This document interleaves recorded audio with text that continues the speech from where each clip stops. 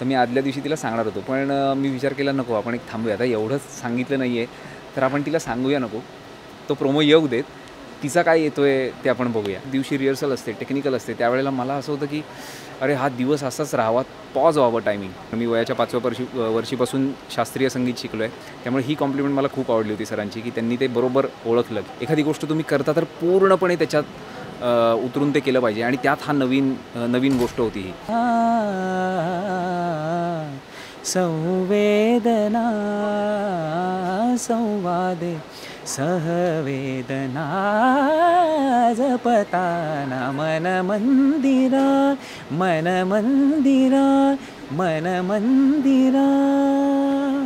खूप एक्सायटेड आहे सगळ्यात आधी तर. प्रेक्षकांना नव्या रूपात भेटायला येतो आहे त्यासाठी.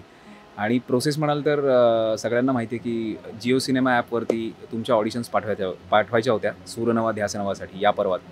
आणि त्याच्यानंतर सिलेक्शन होतं. तर माझ्या बाबतीत झालं असं की म्हटलं यार ऑनलाईनच आहे ना ऑडिशन, कुठे जाऊन द्यायची नाही आहे. तर म्हटलं काय हरकत आहे पाठवायला, बघूया का पाठवून, असं म्हणून मी ती ऑडिशन खरं तर पाठवली. त्यानंतर मीही विसरून गेलो होतो आणि माझ्या काही गोष्टी सुरू होत्या त्या सगळ्या चालू होत्या. आणि काय झालं की एका दिवशी मला जे माझं आत्ता चाललं आहे त्याचा मेल आला की आपलं शेड्यूल थोडंसं पुढे जातं आहे वगैरे वगैरे.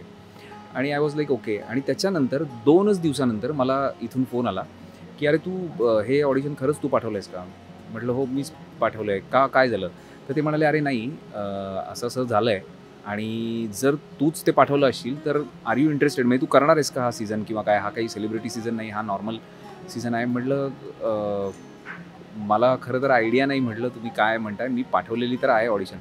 ते म्हणाले नाही असं असं आहे आणि तुला फक्त एक लाईव्ह ऑडिशन करावी लागेल अजून एक. जे काही कारण त्यांचे चालणे असतात प्रत्येकाला, आपल्याला माहिती आहे की असंख्य ऑडिशन्स महाराष्ट्रभरातून येतात, त्यातून ते काही सिलेक्ट करतात, त्यातून मग फिल्टर करत करत करत करत ते 12. तर म्हणाले त्या सगळ्या फिल्टर प्रोसेसला मग तुला यावं लागेल जर तू इंटरेस्टेड असशील हे करण्यात. मी म्हटलं मला चालेल, कारण मी म्हटलं तसं की जसं अगदी काही गोष्टी ज्यावेळी तुमच्या मनात असतात किंवा त्या जुळून येतात. मग मी पुन्हा एकदा त्यांच्याकडनं कन्फर्मेशन घेतलं की बाबा खरंच पोस्टपोन आहे ना?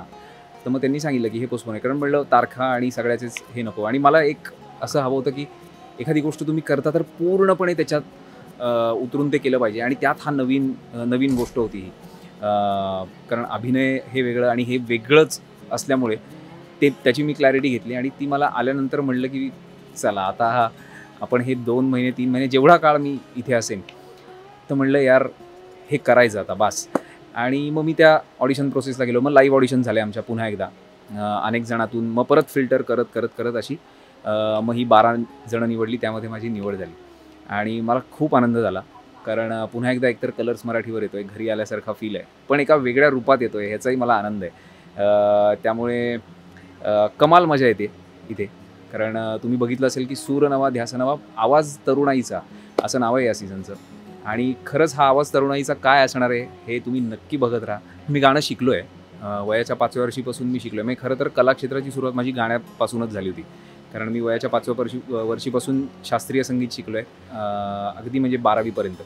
आणि जसं मग नंतर मी डिग्रीसाठी कॉलेजला आलो पुण्याला, तेव्हा नंतर फॉर्मल ट्रेनिंग माझं थांबलं थोडंसं. पण गाणं सुरूच होतं, कारण ग्रुप होता आमचा, आम्ही कॉलेजमध्ये वेगवेगळ्या ठिकाणी शोज करायचो आणि ते करता करता कॉलेजमध्ये मग एकांकिका आणि हे असं सगळं, त्यामुळे थिएटर गाणं असं त्या सगळ्याच ह्याच्यामध्ये मी होतो. फक्त झालं असं नंतर जेव्हा कॉलेज संपलं आणि मी मला प्रोजेक्ट्स आले जे सगळे अभिनयातले होते आणि अभिनय आणि ह्या सगळ्या गोष्टी पुढे गेलं, त्यात कुठेतरी हे गाणं मागे पडलं इन द सेन्स की मी माझ्यापुरता गात होतो, घरी माझं गायचो, वेळ मिळेल तेव्हा ऐकायचो वेगवेगळं म्युझिक, मी आजही ऐकतो, मला आवडतं. किंवा माझे जे मित्र आहेत जे मी म्हटलं कॉलेजचे, ते सुद्धा काही सजेस्ट करतात, आमचा ग्रुप आहे, ते सजेस्ट करतात की अरे हे ऐक. त्यामुळे मी वर्ल्ड म्युझिक ऐकतो, जे काही नवीन आलं आहे, इंटरेस्टिंग आलं आहे ते. पण ॲक्टिवली मी स्वतः प्रोफेशनली काही करत नव्हतो गाण्याचं. पण हे आल्यानंतर मला असं झालं की यार बस हे आपल्याला काय म्हणतात ना, एक संधी आहे. एकतर सूर नवा ध्यास नवा हा कार्यक्रम म्हणजे दर्जा, एका शब्दात सांगायचं तर. आणि अशा ठिकाणी जिथे आपल्याला मेंटॉर्स असणार आहेत, जे आपल्या गाण्यावर, ओव्हरऑल गाण्यावर, संगीतावर बोलणार आहेत, त्याच्यावरती काम करून घेणार आहेत. आणि शिवाय आपले 2 दिग्गज परीक्षक तुम्हाला माहितीच आहेत, अवधूत गुप्ते सर आणि महेश काळे सर. त्यांच्याकडनं काही टिप्स मिळणं, त्यांच्याकडनं इव्हन वादकसुद्धा जे आहेत, हे सगळे जे सूरनवा ध्यासनवाचे वादक आहेत, हे अप्रतिम इंडस्ट्रीतले सगळ्यात बेस्ट म्युझिशियन्स आहेत. म्हटलं यार, ह्या लोकांबरोबर आपल्याला उभं राहायची संधी मिळते, त्यांच्याकडनं शिकण्याची संधी मिळते, ते आपल्यासाठी वाजवणार आहेत. हा आपला म्हणजे काय म्हणतात की ह्याच्यापेक्षा जास्त हे शिबिर आहे, हे गुरुकुल आहे माझ्यासाठी.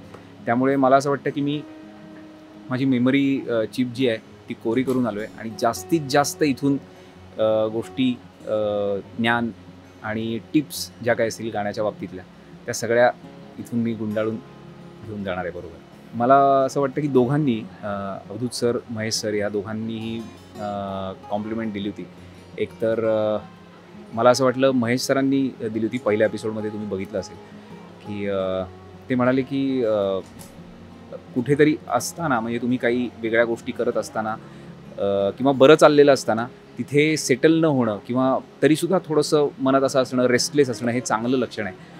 आणि मला कुठेतरी ही कॉम्प्लिमेंट खूप आवडली, कारण ही एक्झॅक्ट माझी अवस्था होती की आता पुढे काहीतरी वेगळं पाहिजे. हे प्रत्येक कलाकाराला असतं, मग तो अभिनेता असो, गायक असो. तर एक गोष्ट अचीव झाल्यानंतर त्याच्या पुढचं किंवा काहीतरी वेगळं करायची सतत इच्छा असते आणि ती त्यांनी बरोबर ओळखली असं म्हणायला हरकत नाही. आणि तीच त्यांनी कॉम्प्लिमेंट दिली की तू हे करतोयस, या प्रयत्नालाच आमचा काय म्हणतात पाठिंबा आहे किंवा आशीर्वाद आहेत. त्यामुळे ही कॉम्प्लिमेंट मला खूप आवडली होती सरांची, की त्यांनी ते बरोबर ओळखलं की मी माझी जी अवस्था होती रेस्टलेस असणं, की हे आहे सगळं, बाकी सगळ्या गोष्टी, पण यार काहीतरी वेगळं हवं, काहीतरी वेगळं. कारण कलाकार असं असतं ना की त्याला स्टॅग्नन्सी आवडत नाही. एकाच पद्धतीचं काम जर पूर्ण आयुष्यभर करायचं असतं तर त्या माणसाने कदाचित आपला नॉर्मल एखादा जॉब करतो माणूस किंवा नॉर्मल गोष्ट तसं काहीतरी केलं असतं. पण ऑल द वे सगळ्या गोष्टी सोडून जेव्हा तुम्ही इथं काहीतरी करायला येतात त्यावेळेला त्याला एकच गोष्ट सारखी करायला आवडत नाही. आणि तसंच काहीचं माझ्या बाबतीत झालं होतं. आणि लकीली या मंचाच्या निमित्ताने मला ते वेगळं करायला मिळतं, याचा आनंद. अरे भयानक मजा करतोय मी, भयानक मजा. म्हणजे तू कुणालाही विचार, मी आल्यानंतर म्हणजे असं वाटतच नाही की आपण रेस्टरूममध्ये बसूया, करूया. पहिलं इथे स्टेजवर काय चाललंय, भले ते माझं गाणं असो नसो, कुणाचं दुसऱ्याचं रिहर्सल चाललेली असो किंवा रिहर्सल नसेल आणि काही आम्ही करत असू, तरीसुद्धा ग्रुप आहे, एवढी सगळी मुलं आहेत, प्रत्येकजण वेगवेगळ्या पद्धतीचं गाणं गातो, प्रत्येकजण वेगवेगळ्या रिजनमधनं आला आहे. त्या रिजनची एक खासियत आहे, त्याचं एक काहीतरी वेगळं गाणं आहे, त्या स्वतःचं एक काहीतरी वेगळं. त्यामुळे तुला सांगतो, मला असं झालं आहे ना की यार 24 तास कमी पडत आहेत. ज्या दिवशी रिहर्सल असते, टेक्निकल असते, त्यावेळेला मला असं होतं की अरे हा दिवस असाच राहावा, पॉज व्हावं, टायमिंग, घड्याळ, काळ जे काही आपण म्हणतो पॉज होऊ देत. हे मला सगळं जास्तीत जास्त इथून भरून ते एक्सपिरियन्स करायचं असं मला फील येतं खरंच.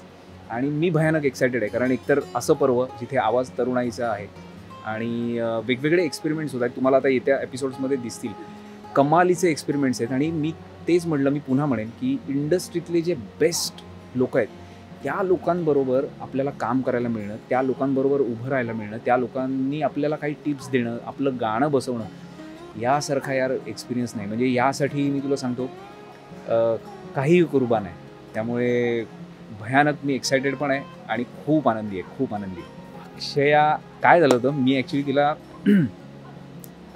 एपिसोडच्या आधी सांगणार होतो की जेव्हा म्हणजे प्रोमो येण्याच्या आधी सांगणार होतो. मला जेव्हा कळलं की प्रोमो येईल आता कदाचित उद्या, तर मी आदल्या दिवशी तिला सांगणार होतो. पण मी विचार केला नको, आपण एक थांबूया, आता एवढंच सांगितलं नाही आहे तर आपण तिला सांगूया नको, तो प्रोमो येऊ देत, तिचा काय येतोय ते आपण बघूया. आणि तो प्रोमो आला आणि तो तिने पाहिला. तो आल्यानंतर ती खूप खुश होती.